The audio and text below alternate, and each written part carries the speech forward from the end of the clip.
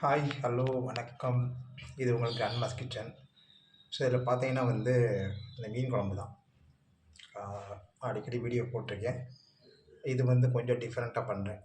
நீங்கள் மறக்காமல் என்னோடய வீடியோவை செக் பண்ணி பாருங்கள். ஸோ இது வரைக்கும் எங்கள் சேனலுக்கு சப்ஸ்கிரைப் பண்ணவும் மிக்க நன்றி.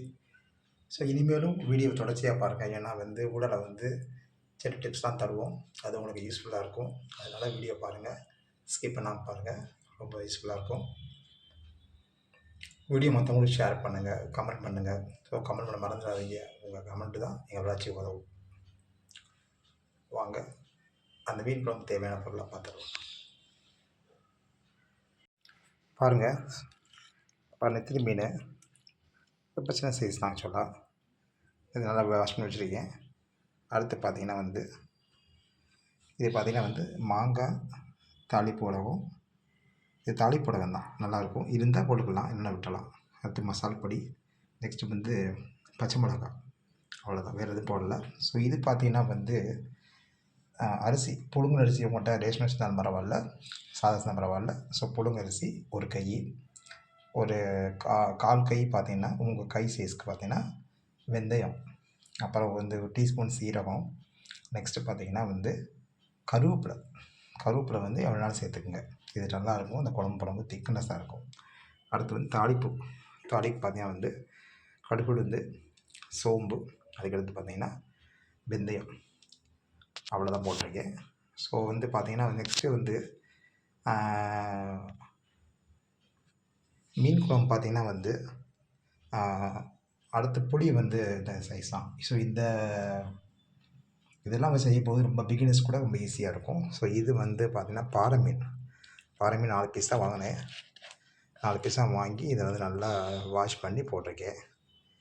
ஸோ இப்போ நல்லா ஊறட்டும் வச்சுருக்கேன்.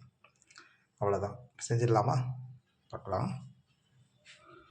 பாருங்கள், சட்டி நல்லா காஞ்சிருச்சு. ஸோ இந்த நேரத்தில் இந்த ஃபிஷ்ஷை போட்டுருவோம். எப்போ மீன் பொரிக்கும் போது நல்லா சட்டி காஞ்ச பிறகு போட்டாக்கா நல்லாயிருக்கும்.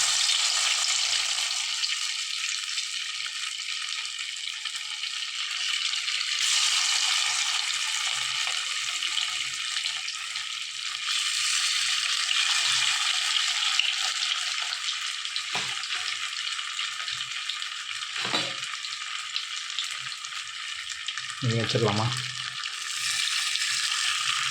அவ்வளோ நல்லா வேகட்டும்.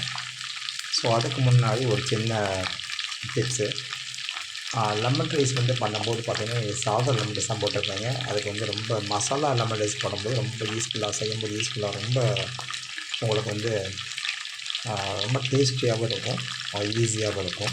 ஒரு இஞ்சி எடுத்துக்கோங்க, ஒரு பச்சை மிளகா, கொஞ்சம் கருவேப்பிலை, 2 சின்ன உள்ளி எடுத்துக்கோங்க, சின்ன வெங்காயம். ஸோ அதெல்லாம் மொத்தமாக செய்யுங்கன்னா லைட்டாக போக்கும் அரைச்சிடுங்க. அப்புறம் எப்போ லெமன்ஸாக செய்யும்போது கடுகு போடுவீங்க, அந்த நிலக்கடலை போடுவீங்க.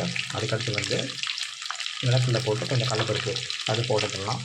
போட்டுட்டு நீங்கள் நல்லா லைட்டாக வதக்கி விட்டு கருவேப்பிலை போட்டுட்டு இந்த அரைச்சி வச்ச விழுதையும் போட்டுருங்க. போட்டு லெமன் நல்லா ஊற்றிடுங்க.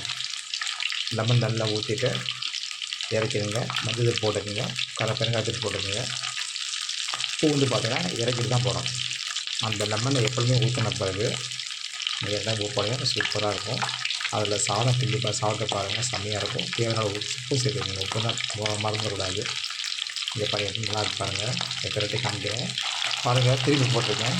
எப்படி பாருங்கள், நல்லா மசாலா ஊற்றி பக்கத்துக்கு சூப்பராக இருக்கும், நல்லா இருக்கும். இந்த மெத்தடில் ட்ரை பண்ணுங்கள். நான் வெறும் மிளகாத்தூள், இஞ்சி போட்டு பேஸ்ட்டு, உப்பு, கொஞ்சம் வேணும் கொஞ்சம் கான்ஃப்ளவர் சேர்த்துக்கலாம். ரொம்ப சுவையாக இருக்கும். செம்மையாக இருப்பாங்க. கொஞ்சம் கூட சட்டியில் ஊற்றலாம். நல்லா வேகட்டும். ஸோ அதுக்கு குழம்பு பண்ணிடலாம்.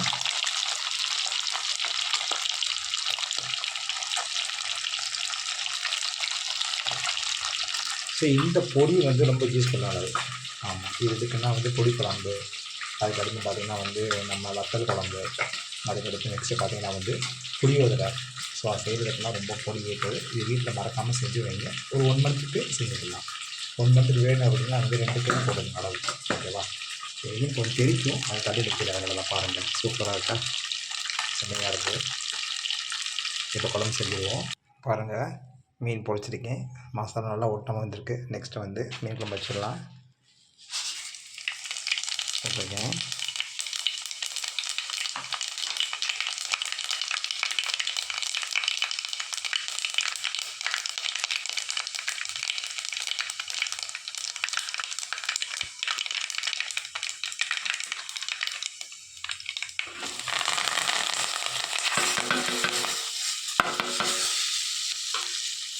அடுப்பில் சிம்மில் வச்சுக்கோங்க, நான் கழுவிடுவேன். இல்லை சிம்மில் வச்சுக்கோங்க. நெக்ஸ்ட்டு இந்த பொடி போட்டுங்க, கொஞ்சம் நம்ம அளவு தான்.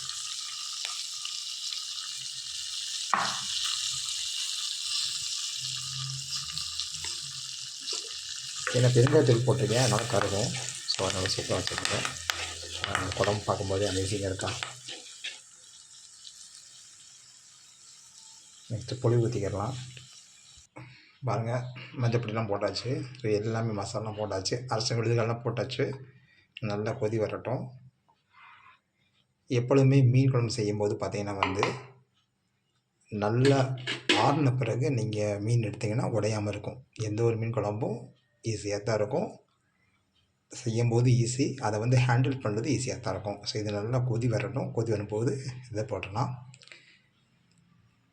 நெக்ஸ்ட்டு பார்த்திங்கன்னா ஒரு ரொம்ப முக்கியமான நியூஸ் பார்த்திங்கன்னா வந்து என்னோடய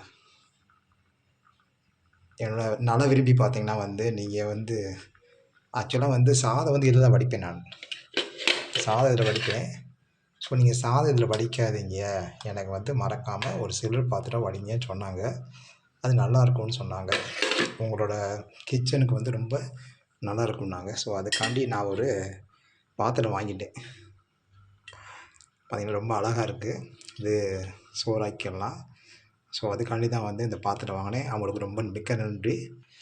நான் ரொம்ப கடமைப்பட்டிருக்கேன். அவங்க வந்து என்னோட குறைய சுட்டி காட்டி இந்த மாதிரி வந்து நீங்கள் இந்த பரணில் ஆக்குங்க, சில்வர் பரணில் சாதம் ஆக்குங்க, நல்லாயிருக்கும், சூப்பராக இருக்குன்னு சொல்லி சொன்னாங்க. நான் மாற்றிட்டேன் சிஸ்டர். ஆமாம், என்னோடய பானையை நான் மாற்றிட்டேன். அதுவும் நீங்கள் சொன்னதுனால மாற்றிட்டேன். நான் பார்த்தீங்கன்னா நல்லா குழம்பு நல்லா கொதிக்கட்டும்.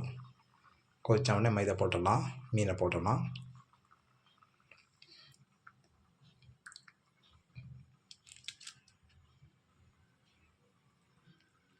முடி ஓப்பன் பண்ணி பார்ப்போம்.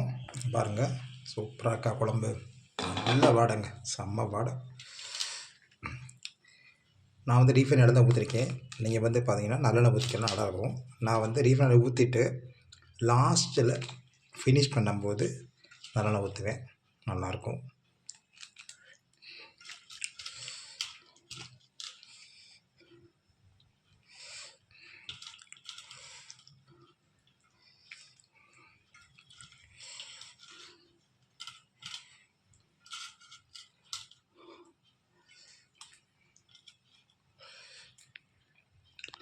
முடி வச்சுருவோம்.